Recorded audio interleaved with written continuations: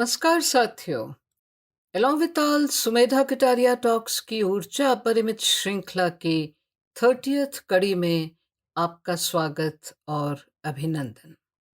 ख्याल आ रहा था कि सबसे अधिक कंस्ट्रक्टिव, सृजनशील, क्रिएटिव इमोशन क्या होती है और सबसे अधिक डिस्ट्रक्टिव, घातक इमोशन क्या होती है। आत्ममंथन में ये भी उभर के आया कि ऐसा भी तो होता है कि जो सर्वाधिक पॉजिटिव इमोशन हो वो ही नेगेटिव स्वरूप भी ले सकती है। आज अटैचमेंट पे विचार साझा करने का मन है और खुल के आप भी अपने विचार दे सकें तो सारगर्भित हो जाएगा ये प्रयास। अटैचमेंट का सफर शुरू एक विरोधाभास से होता है। जब बच्चा जन्म लेता है तो अम्बिलिकल कॉर्ड को काटा जाता है। नए परिवेश में, वेश में, आकृति में, नए युग में आरंभ होता है धीरे धीरे मोह माँ से, परिजनों से, खिलौनों से, खान पान से, अपने स्थान की औरा से, अपने स्पेस के एहसास से, अपनी ज़रूरतों के दृष्टिगत, अपनी सुविधा और सुरक्षा के दायरे में और बड़े होने की प्रक्रिया में फ्रेंड्स से, संबंधों की धरा पे पनपने लगता है मोह।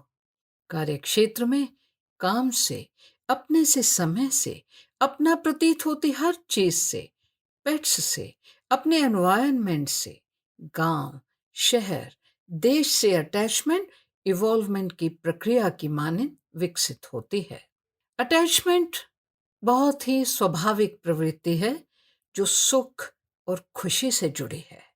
हमें अपने होने की वैलिडिटी मिलती है अटैचमेंट से। पेरेंट्स बच्चों के साथ अटैच होते हैं तो बच्चों की मानसिक, शारीरिक, भावनात्मक ग्रोथ संतुलित रूप से होती है। और जहां ऐसा नहीं होता या हो पाता due to broken marital ties, वहां बच्चे और पेरेंट्स महरूम रहते हैं अटैचमेंट के सुख से। करीब हो के भी साथ ना होने की त्रासदी दोनों पर भारी पड़ती है। एक अजब सा मानसिक संघर्ष बच्चों के स्वभाव और इमोशंस में असुरक्षा और रिसेंटमेंट भर देता है और ये नेगेटिव साइकिक इम्प्रेशंस ताउम्र अपना नेगेटिव असर दिखाते हैं। जहां सहज स्वाभाविक अटैचमेंट महसूस होती है संबंधों में, वो बेहद सुखद एहसास देता है। हम में सर्वश्रेष्ठ बनने की, करने की अदम्य ऊर्जा भरता है ये एहसास। सब अच्छा सा लगने लगता है जब जुड़ाव महसूस करते हैं हम। It's like being on top of the world. हम सचमुच उड़ने से लगते हैं। खुशी और आनंद हमें सराबोर रखता है। एक अलग सी धुन हमें मस्त रखती है। अजब सी स्वतंत्रता का भाव हमें पूर्णता देता है। ऊर्जाएं हमारी इतनी पॉजिटिव होती हैं, या यूं कहूं इन्फेक्शियसली पॉजिटिव, तो कोई अतिशयोक्ति नहीं होगी।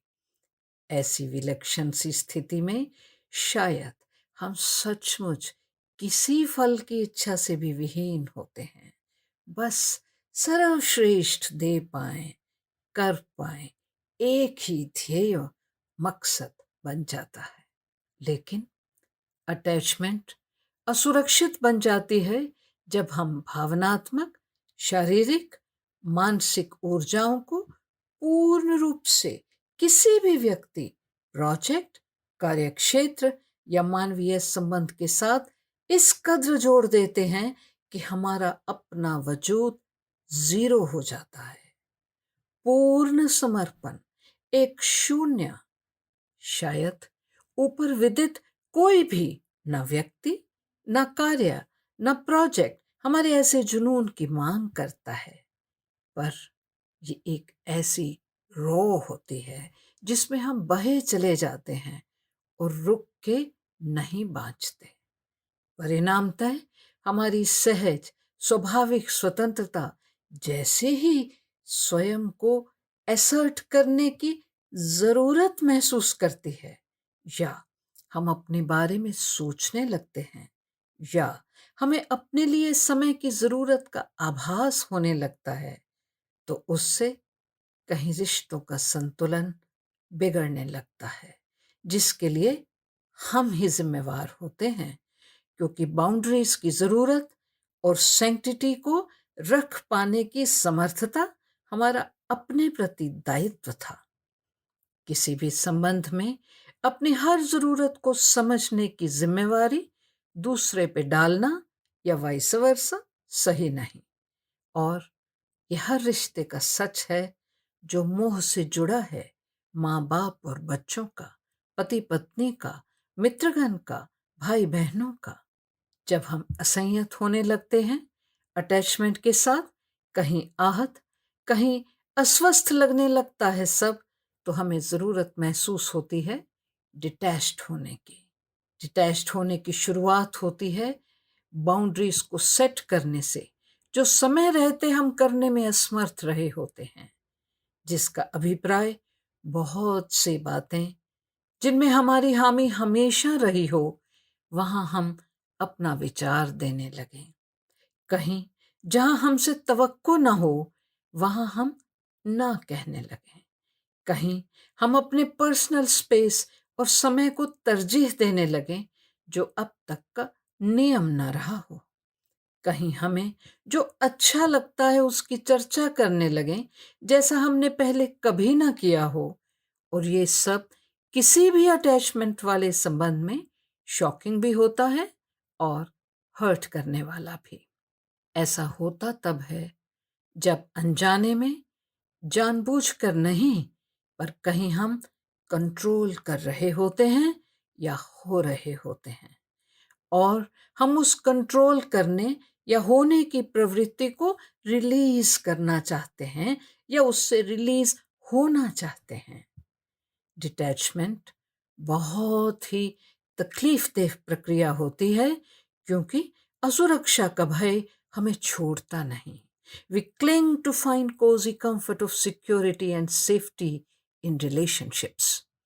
हेनरी नोवेन अपनी पुस्तक लाइफ साइंस में इस कॉन्सेप्ट को हाथों में थामे हुए एक नाजुक से शिशु पक्षी के इमेज से समझाते हैं। अगर अपने हाथों को ज्यादा ढीला छोड़ देंगे तो वह नन्हा पक्षी यकायक जमीन पे गिर सकता है और उसे चोट पहुंच सकती है। और अगर हाथों को कस के पकड़ेंगे तो वो नाजुक प्राणी का दम घुट सकता है। स्वस्थ अटैचमेंट है कि उस पक्षी को इस तरह थामा जाए कि वो उड़ने के लिए स्वतंत्र महसूस करे और पकड़ में सुरक्षित।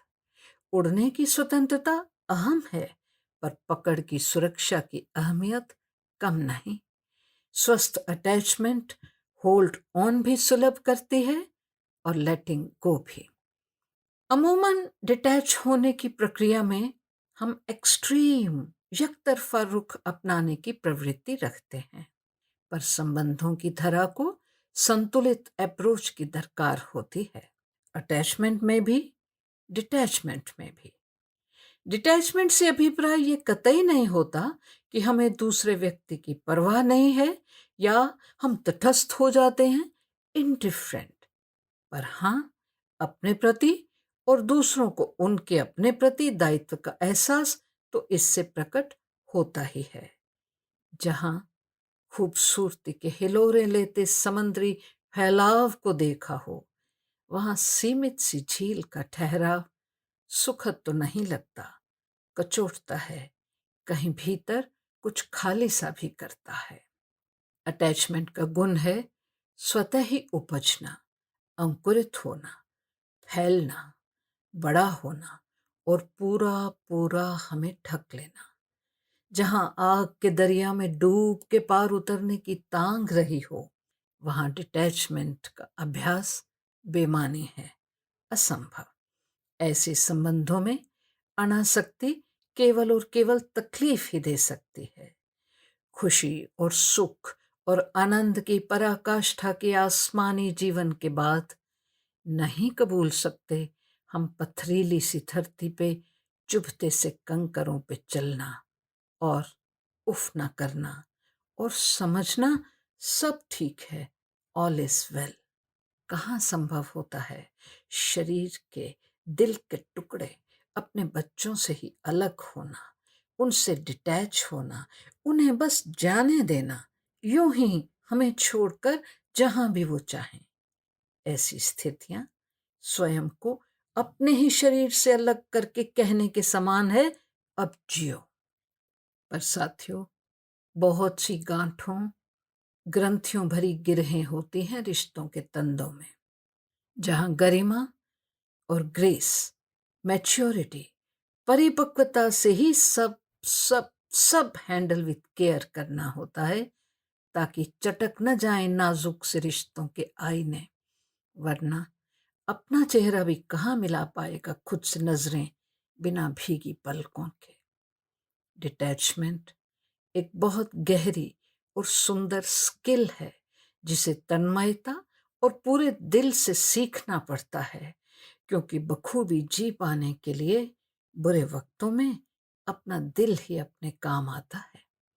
डिटैचमेंट वो टूल है, ऐसा सूक्ष्म सा मार्ग, जहां से अध्यात्म के मार्ग का आरंभ होता है और फिर पीछे मुड़ के देखने की कोई तलब बची नहीं रहती।